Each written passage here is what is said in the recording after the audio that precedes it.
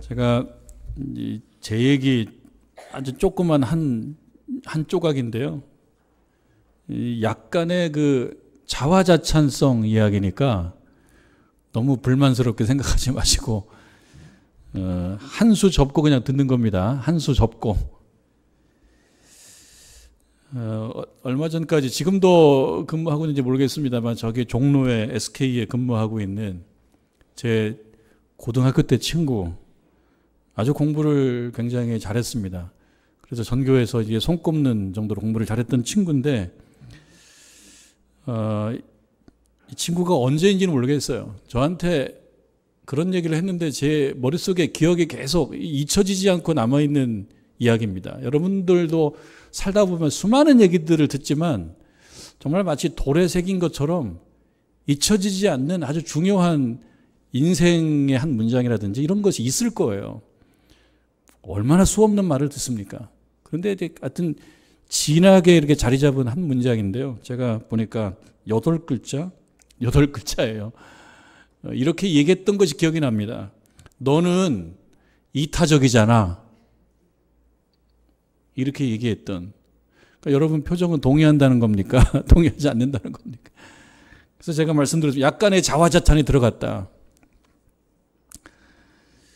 몇 년 전에 그 강릉에 하슬라월드라고 하는 것을 간 적이 있어요. 저희 교우들하고는 아직 가본 적이 없는 것 같은데 뭐 기회가 있기를 바랍니다. 그래도 좋은 날씨에 가면 좋은 장소라고 생각이 듭니다.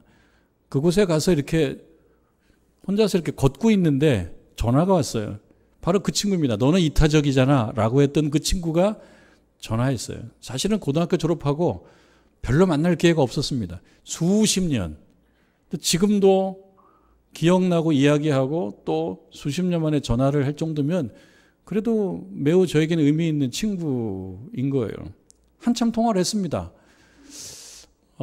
제 전화번호를 갖고 있는 것도 좀 감동적이고 또 고맙기도 했던 일이죠.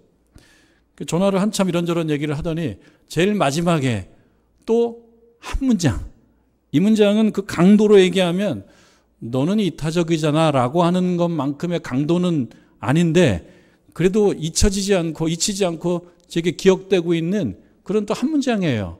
제가 세어보니까 이 글씨, 여기도 8글자네요.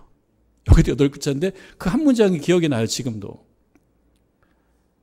너나 끊으면 안 된다. 이게 마지막 말이었어요. 너나 끊지 마라. 그 말도 나름 마음에는 참 의미 있게 들리고 저로서는 고마운 말입니다. 끊어도 될 존재는 아니잖아요. 인생 살면서 끊지 마라. 그래도 관계를 가지고 가자. 그 이후로 사실은 잘 연락은 되지 않아요. 왜냐하면 제가 목회자다 보니까 교회 안에서 만나게 되는 경우가 아니면 능동적으로 잘 되지 않는 조금 부족한 면이기도 해요. 그러나 제 마음에는 그래 나도 너 끊지 않는다 라고 생각을 합니다. 이 친구가 저에게 있어서 어떤 면을 보고 너는 이타적이야 라고 얘기했는지를 사실 정확히 알 수가 없어요. 이미 오래전 얘기고 어떤 면인지 잘 생각이 안 나고 상황도 잘 생각 안 납니다. 그 문장만 생각이 날 뿐입니다. 그리고 너나 끊으면 안 되라고 하는 그 말도 어떤 면 때문인지를 정확히 알 수가 없어요. 다만 그 친구가 서 있는 그 자리에서 저를 바라볼 때 어떤 면을 본 거죠. 어떤 면. 여러분 저에게만 어떤 면이 있는 것이 아니고 여러분에게도 어떤 면이 있습니다. 근데 그 어떤 면은 이타적인 어떤 그래도 좀 긍정적인 면이 도드라지게 보이는 그런 자리나 그런 면일 수도 있고 그렇지 않을 수도 있어요. 좋은 얘기만 있는 게 아니고 좋은 얘기만 해주는 것도 아닙니다. 그저 감사하게 다른 것들은 일단 좀 제껴놓고 너는 이타적이잖아 라고 하는 칭찬성 이야기를 해준 거지 너 이기적이야 라고 하는 말이 없겠냔 말이죠. 저는 생각해 볼 때 이기적인 면도 좀 있는데 봐주지 않은 겁니다. 여러분도 마찬가지일 겁니다. 누군가 여러분들을 봐줄 때 당신은 이런 사람이잖아 라고 얘기했을 때 뭐라고 얘기해 줄까? 사실 궁금합니다. 근데 저는 어떤 사람들이, 교우들끼리 나에 대해서 이야기할 때 당신은 이런 사람이잖아요 라고 얘기해 줄 때 그 면이 비교적 긍정적이고 바람직하고 아름다운 말이기를 주님의 이름으로 축원합니다. 그 인생이 잘 사는 겁니다. 누군가 나에 대해서 얘기해 주는데 어떤 면을 봐주는 거예요. 부족한 면들을 내려놔 주는 거예요. 부족한 면이 왜 없겠습니까? 저도 부족한 면이 있고 여러분들도 부족한 면이 있어요. 다 완벽하지 않아요. 그러나 부족한 면이 있다라고 해서 좋은 면이 없는 것도 아니에요. 좋은 면도 인정하는 겁니다. 아, 그런 면이 있구나. 나에게 그런 면이 있구나. 그러면은 인정하는 겁니다. 그리고 그게 좋은 거라 그러면 좀 더 발전시켜야죠. 관광지에 가면은 뷰 포인트라고 얘기하는 곳들이 있습니다. 제주도에 가도 제주도에 유명한 관광지가 많지 않습니까? 그중에 뭐 성산 일출봉도 있고 그러면은 어디에 가면 그것이 가장 아름답게 보이는지 그 지점에 있어요. 뷰 포인트. 제가 그랜드 캐년도 가봤습니다. 그랜드 캐년을 가봤는데 그게 어느 지점인지는 모르지만 잘 기억이 안 나요. 이름이. 근데 제가 찾아보니까 아마도 발음이 뭐 정확하진 않습니다만 매서 포인트가 아닌가. 찾아보니까 그래요. 매서 포인트가 아닌가. 거기에 가면 그랜드 캐년이 잘 보인다는 거예요. 독일의 성 중에 아름다운 성들이 굉장히 많은데 그중에 노이 슈반슈타인이라고 하는 성이 있습니다. 독일 전 남부의 휘센이라고 하는 도시에 있는 성인데 사진으로 그 성이 많아요. 여러분 찾아보면은 노이 슈반슈타인 신백조의 성이라고 하는 성이 많이 나올 거예요. 근데 그 성이 뭐 가까이 가서도 뭐 멋있고 아름답긴 합니다만 특별히 아름답게 보이는 뷰 포인트가 있어요. 마리엔달이라고 하는 곳. 마리엔달이라고 하는 곳에서 그 성을 보면 바로 사진에서 보는 그런 성입니다. 아, 요 자리에서 보면은 굉장히 멋있는 그런 모습이 나오는구나. 북한산도 참 좋은 산인 것 같습니다. 그런데 저는 다 모르죠. 조금 가봤습니다. 그런데 어느 지점에 가면 북한산이 더 멋있게 보이는 지점이 있습니다. 저기 고향의 모 베이커리의 테이블에 앉아가지고 보면은 아주 기가 막히게 아름답습니다. 북한산도 특별히 더 아름답게 보이는 그 지점이 있어요. 아, 그 지점에 가면 그 사람이 그렇게 보이는구나. 그 자연환경이 그렇게 보이는구나. 그 성이 그렇게 보이는구나. 여러분들을 볼 때 어느 지점에서 보면 아름다운 면들이 있어요. 다 아름답지 않더라도 아름다운 면들이 있습니다.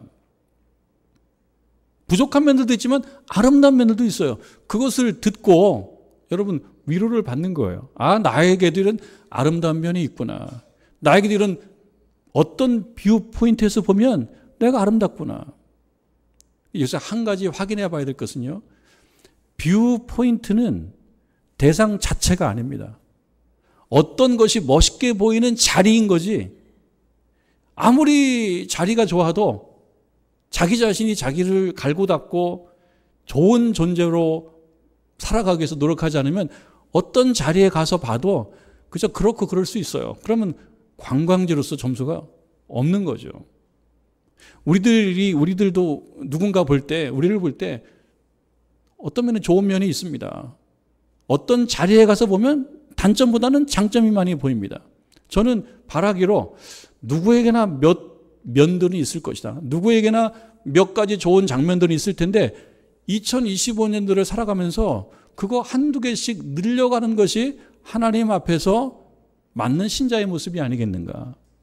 그것이 이타적인 모습이든 겸손한 모습이든 헌신적인 모습이든 사랑이 있는 모습이든 포용력이 있는 모습이든 따뜻한 모습이든 어떤 사람이 어느 지점에서 봤을 때 아, 그래, 저 아름다운 면이 있어 라고 하는 그 면들, 그 면, 모든 것이 아름답지 않다고 하더라도 그 면들을 하나씩 두 개씩 넓혀가는 것, 확장시켜가는 것. 그랬을 때 나를 향한 뷰 포인트가 하나씩 두 개씩 늘어나는 거예요. 그게 2025년들을 보람있게 살아가는 신자의 모습이 아니겠는가 라는 생각을 해보게 됩니다. 내가 얼만큼 아름다운지 또는 멋이 있는지 능력이 있는지 쓸모가 있는지에 대해서는 어느 부분은 어느 정도 알 수도 있지만 어느 경우는 알지 못하는 경우도 있어요. 내가 알지 못한다고 해서 꼭 부족한 건 아닙니다. 알 필요가 있는 거예요. 모르고 살 때가 참 많아요. 내가 어느 지점에서 봐도 나는 별로일 거야. 그렇지 않을 수 있습니다. 더 멋있을 수 있고 능력 있게 보일 수도 있습니다. 다만 모르고 있을 뿐이에요. 때때로 하나님께서 그 지점을 그것을 가르쳐 주시고 지시해 주실 때 하나님의 말씀이 나에게 있어서 이런 면들은 좋은 것이로구나. 그럴 때 아멘으로 받는 겁니다. 여러분 말씀을 들으시면서 하나님께서 보실 때 이런 면을 나를 좋게 봐주시는구나. 이타적으로 봐주시고 겸손하게 봐주시고 헌신적으로 봐주시고 사랑의 모습으로 봐주시고 겸손의 모습으로 봐주시는구나. 그러면 받아들이고 인정하고 그것을 주님의 도우심으로 더 크게 확대시켜 나가는 겁니다. 그것이 필요한 거예요. 오늘 말씀은 바로 그런 자리입니다. 하나님께서 어떤 인물을 보십니다. 너 괜찮아. 너 그러면 괜찮아. 그것을 받아들이는 겁니다. 그 인물은 누구냐면은 그 인물이 바로 모세죠. 모세. 오늘 말씀에 나오는 모세는요. 어떻습니까? 여러분 3장 1절 한번 보실까요? 모세는 어떤 사람으로 지금 살고 있냐면 모세가 그의 장인 미디안 제사장 이드로의 양떼를 치더니 양떼를 치는 거예요. 우리가 양치기 목자하면 다윗 이렇게 먼저 떠오르는데 모세도 양치기인 거예요. 양치기고 목자인데 여기서 어떤 면이 또 하나 어떤 정보가 하나 나오냐면 그 양들이 모세의 양이 아니에요. 보니까 3장 1절 말씀에 의하면 이 양의 소유주는 또 다른 데 있어요. 그 양은 누구 겁니까? 장인 거예요. 그러니까 장인 이드로의 양떼를 치고 있다. 그러니까 양치기인데 자기 양이 아닌 것입니다. 아마 이때는 모세의 어떤 자존감이 좀 떨어져 있을 수 있습니다. 나에게 어떤 멋있는 면이 있어? 나에게 무슨 괜찮은 면이 있어? 나 좋은 능력 있는 사람이야? 라고 하는 생각이 별로 들지 않는 시절일 수 있겠다. 왜냐하면 여러분 뒤에 나오는 말씀들을 놓고 보면 이때가 모세가 한 80세쯤 됐다고 그래요. 그리고 이 광야 생활을 오래 한 거예요. 여러분 공부해서 아시겠지만 한 40년쯤 했다고 그래요. 그 전체가 다 나오진 않지만 그렇게 살아온 거예요. 그래서 어쩌면은 특별하지 않은 인생을 살고 있는 중입니다. 40살까지는 애굽 공주의 아들로 살아왔잖아요. 그런데 본인이 히브리 사람인데 히브리 사람에 대한 어떤 자신의 열심과 사랑을 표현하는 중에 사람을 쳐서 죽이게 되고 그걸로 인하여 도망치게 되고 이 미디안 광야에 정착하게 된 것이죠. 예전에는 좋았는데 예전에는 고상했는데 지금은 모세에게서 별로 고상한 점을 발견할 수가 없고 자기 자신도 아마 그렇게 생각하고 있는 남의 양 치고 있는 처가살이하고 있는 그런 상황의 모세입니다. 자신에게 특별한 멋이 있다는 것을 잊고 살기에 충분히 긴 세월이 흐른 어느 날 하나님께서 모세를 찾아오신 겁니다. 그리고 오늘 말씀에 의하면 여러 말씀을 하시는데 그중에 대표적인 말씀은 두 가지로 얘기하자면 신을 벗어라 라고 하는 말씀, 그리고 9절에 나오는 이제 가라, 파송하는 말씀, 이런 말씀이 중요하게 보이게 됩니다.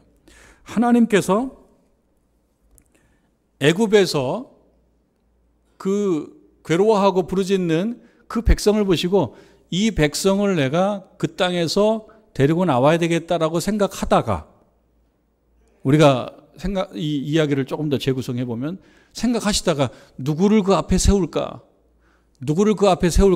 하시다가 하나님께서 마음먹으신 분은 누굽니까? 모세였어요. 본인 자신은 별로 중요하지 않은 인물로 지금 평범하게 살아가고 있는 그 모세였습니다. 그 모세를 찾아오신 겁니다. 모세가 그냥 양을 또 먹이고 있었어요. 그 광야를 우리가 뭐 가보지 못했지만 척박한 땅 아닙니까? 그곳에 이리저리 왔다 갔다 하는 중이었습니다.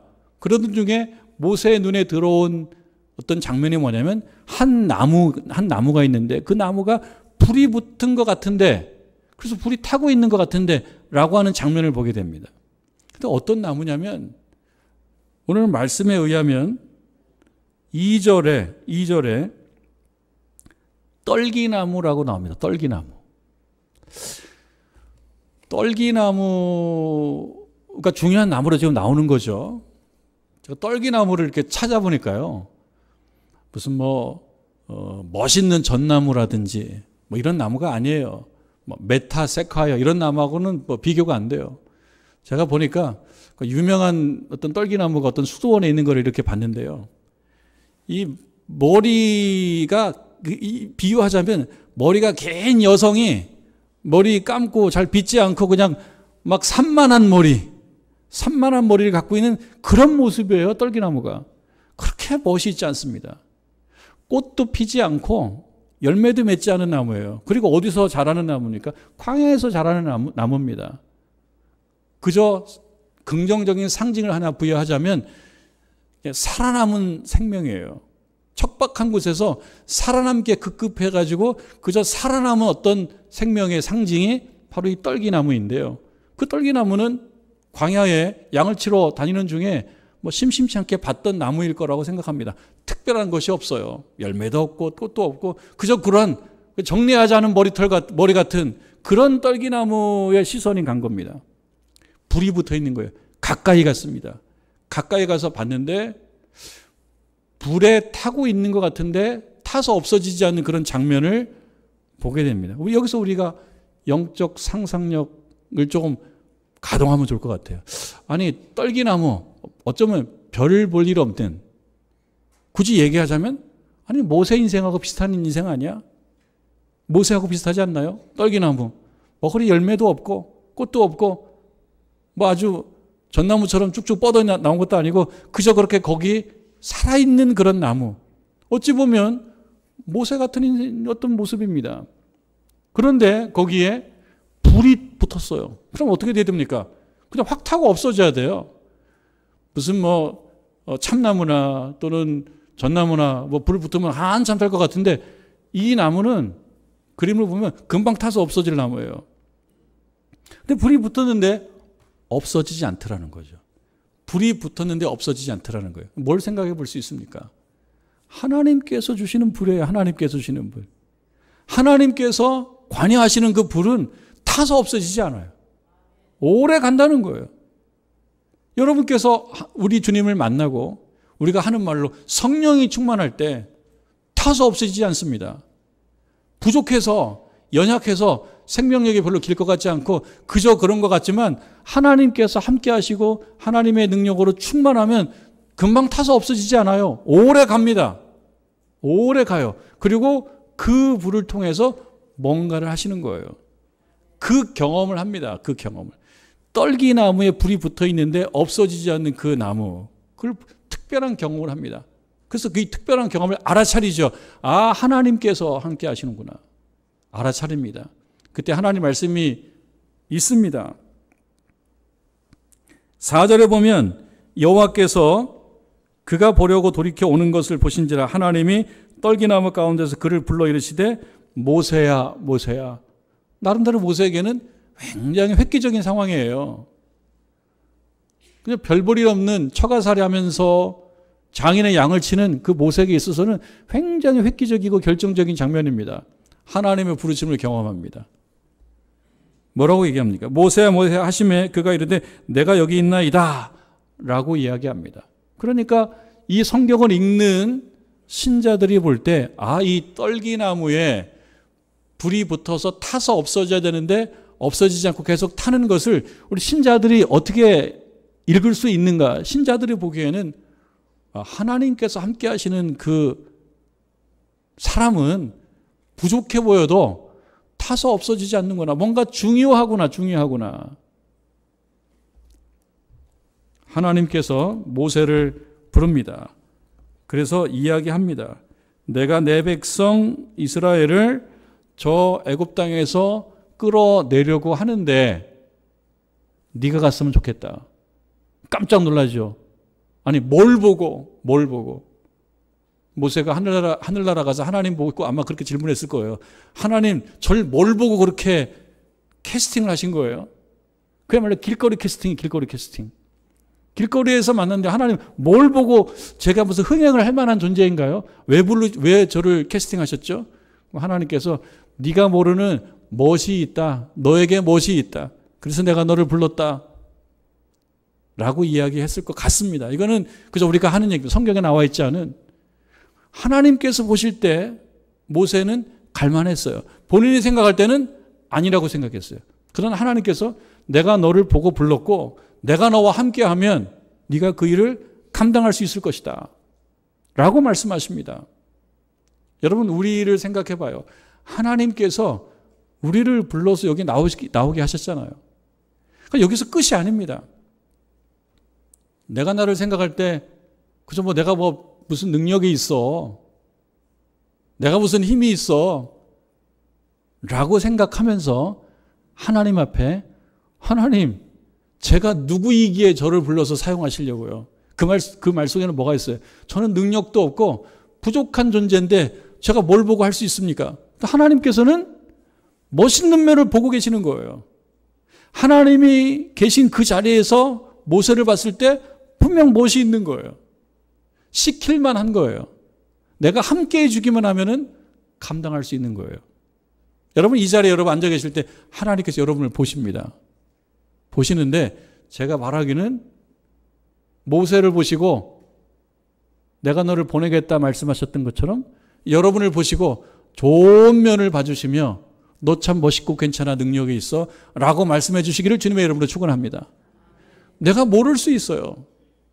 그러나 하나님께서 우리를 불러서 이 자리에 앉게 하셨잖아요. 이래 오게 하셨잖아요. 그리고 또 우리들을 어디에 보내셔서 어떤 사람을 또 끌고 오기를 바라요. 모세를 애굽으로 보내서 애굽에 있는 그 부르짖는 사람들, 고통 중에 있는 사람들을 끌어서 나오게 하기를 하나님 바라셨던 것처럼 우리들 부족하고 연약하지만 스스로 생각할 때는 하나님 저도 전성기가 다 갔어요. 무능해요, 부족해요, 별로 멋이 없어요 라고 이야기할지 모르지만 이 자리에 앉아있는 우리들을 향하여 하나님께서 내가 너를 그곳에 보내서 그 사람을 끌고 나오게 할 것이야 라고 말씀해 주시기를 바랍니다. 순종하는 거예요. 여러분 순종하는 거예요. 하나님 제가 누구이기에 라고 말할 수 있어요. 저 하나님 그 정도 아니에요. 제가 저를 보는 것이 정확할까요? 하나님께서 저를 보시는 게 정확할까요? 여러분이 보는 여러분이 정확합니까? 하나님이 보시는 여러분이 정확합니까? 하나님이 보시는 여러분이 정확합니다. 그 하나님께서 여기 앉아있는 여러분들을 어디에 데리고 가셔서 저 사람들을 끌고 와라. 모세는 그랬어요. 처음에는 제가 누구이기에 제가 뭘 할 수 있습니까? 저 부족한 사람입니다. 그때 주님께서 하시는 말씀이 뭡니까? 12절 말씀이죠. 12절 말씀. 하나님이 이르시되 내가 반드시 너와 함께 있으리라. 내가 너와 함께 하면은 할 수가 있어. 네가 그곳에서 그 사람을 끌고 올 수 있어. 여러분들 겸손과 나 못합니다라고 하는 건 좀 다릅니다. 겸손한 것은 거기에 소극적이고 수동적인 게 있는 게 아니에요. 겸손은 그냥 겸손한 거예요. 노력하고 열심히 하는 거예요. 그러나 소극적이고 부정적인 사람은 그게 겸손이 아닙니다. 하나님께서 우리에게 바라시는 것은 겸손하기를 바라시는 거지 불순종하는 걸 바라시는 게 아닙니다. 내가 너를 그곳에 보내서 끌고 나오게 하겠어. 그러면은 하나님이 함께 하시면 할 수 있습니다. 제가 순종하겠습니다. 그런 마음이 맞는 것입니다. 그 음성을 우리가 듣는 것입니다. 모세는 부족한 사람이었어요. 그 자신이 부족하다고 느끼는 사람이었어요. 그러나 하나님의 불이 임하면 할 수가 있는 겁니다. 하나님의 불이 임하면 그 가시떨기 정말 어떻게 보면 별 볼 일 없어요. 제가 어느 글을 보니까 뭐 꽃도 없고 열매도 없고 그래도 살긴 살아야 되니까 잎으로 가시를 만들어서 그 가시를 만들어서 자기를 보호하고 사는 게 떨기나무였던 거예요. 그런데 거기에 하나님께서 하나님의 불을 붙여주시면 타서 없어지지 않고 지속적으로 타더란 얘기죠. 지속적으로 타는 불은 영향력이 있습니다. 타서 없어지지 않으면. 하나님께서 저와 여러분과 함께 하셔서 우리 마음속에 불이 타고 있으면 할 수 있는 것이 많아요. 다른 사람 마음에 감동을 시킬 수가 있어요. 변화를 시킬 수가 있어요. 어떨 때요? 불이 타고 있으면. 그걸 우리가 성령이 충만하다 이렇게 얘기를 한 것입니다. 그런 의미에서 성령 충만하시기를 주님의 이름으로 축원합니다. 성령의 능력으로 부흥하는 거예요. 내 힘으로 하는 것이 아닙니다. 성령의 능력으로 부흥하는 거예요. 이 자리는 어떤 자리입니까? 하나님의 불을 받는 자리입니다. 여러분 하나님의 불을 받으시기 바랍니다. 하나님의 불을 받기 위해서 열심히 노력하는 거예요. 그럼 부족한 사람이, 연약한 사람이 강해지는 거예요. 할 수 있다는 생각이 드는 거예요. 뭔가 의욕이 생기는 거예요. 근데 불이 없으면 그냥 맹숭맹숭한 거예요. 여러분 신앙생활하고 예배에 나오고 찬송 부르고 말씀 듣고 기도하면서 불을 받는 거예요. 뜨거워지는 거예요. 주께서 보내시면 가겠다라고 하는 거예요. 그리고 그 사람을 끌고 나오라 그러면 끌고 나오는 거예요. 그것이 신자인 것입니다. 성령의 능력으로 강해질 수가 있다. 제가 잘 아는 영화 감독은 아닙니다만 어떤 글을 보니까 이탈리아 영화 감독 중에 피에르 파올로 파졸리니 지금 세상을 떠난 감독인데요. 이런 감독이 계시는데 이분이 이런 이야기를 했다는 거예요. 제가 지금 글을 보고 여러분께 인용해 드립니다. 삶이 진행되는 동안은 삶의 의미를 확정할 수가 없기 때문에 죽음은 반드시 필요하다. 그저 그냥 금방 와닿지는 않습니다. 금방 와닿지 않는데 누군가 이 글을 인용하기 때문에 이게 뭔가 와닿아야 되는 내용인가 해서 저도 한참 봤어요. 삶이 진행되는 동안은 삶의 의미를 확정할 수가 없다. 왜? 진행 중이니까. 끝난 게 아니잖아요. 그런 생각이 듭니다. 진행 중인 것은 끝난 것이 아닙니다. 저도 진행 중이고 여러분도 진행 중입니다. 죽음의 지점까지 가기 전까지는 다 진행 중인 거예요. 진행 중일 때는 뭔가를 할 수가 있는 것입니다. 그리고 아직 평가를 받지 않는 거예요. 왜냐하면 진행이 끝났을 때 평가를 받는 거예요. 그게 죽음 지점에서 평가를 받는 거예요. 무엇으로 평가를 받을까라고 생각해 보면 뭐 돈을 많이 벌고 지위가 높고 지식이 많고 그것으로 평가받을까? 여러분 동의하십니까?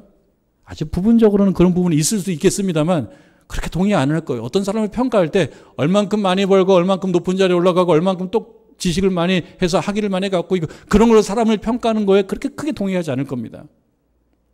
뭘 가지고 평가할까? 우리가 생각해 봤을 때 정말 좋은 인생 스토리를 가지고 있느냐.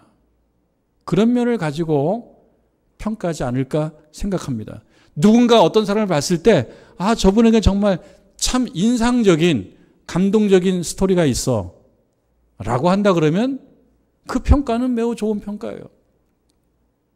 나 스스로 생각할 때 그래 이만하면 나에게 좋은 인생 스토리가 있어 라고 생각할 수 있다면 그 마지막 지점에서 인생 괜찮게 살아왔구나. 근데 우리들은 아직 그 지점이 아니지 않습니까? 저와 함께 여러분들은 삶이 진행되고 있지 않습니까? 삶이 진행되고 있어서 삶이 진행되는 동안에 뭘 하면 좋을까를 생각해 보면 나에 대한 뷰 포인트가 몇 개 정도 더 늘어나는 그런 한 해. 딱 한 군데만 있어도 감사하죠. 여러분 어떤 사람이 여러분 볼 때 참 괜찮은 사람이야. 좋은 사람이야. 감사하죠. 그 사람이 그 지점에서 보니까 그 장면, 그 면이 보인 거거든요. 그런데 그 뷰 포인트가 몇 개가 더 생겼다 그러면 인생이 더 아름다워졌다는 뜻이에요. 2025년도에 여러분들을 향한 뷰 포인트, 그 지점에서 보면 참 멋있어 라고 하는 지점이 몇 군데가 더 늘어나기를 주님의 이름으로 축원합니다. 몇 군데가 늘어나는 거예요. 멋있어. 그분은 저기서 보면 타인이 보고 나 자신이 보는 그런 뷰 포인트뿐만 아니라 보다 중요하게는 하나님께서 보시기에 하나님의 자리에서 보니 너 괜찮다. 내가 너를 보낼 만하다. 라고 평가해 주시고 비록 약하고 부족하고 연약하지만 내가 너와 함께하면 다 할 수 있어 라고 말씀해 주시고 또 그 말씀을 듣고 실천해서 모세가 애굽에서 그 백성들을 데리고 나온 것처럼 여러분들도 어느 지점에 가서 하나님께서 데리고 나오기를 바라는 그 사람을 데리고 나오는 저와 여러분 되기를 주님의 이름으로 축원합니다.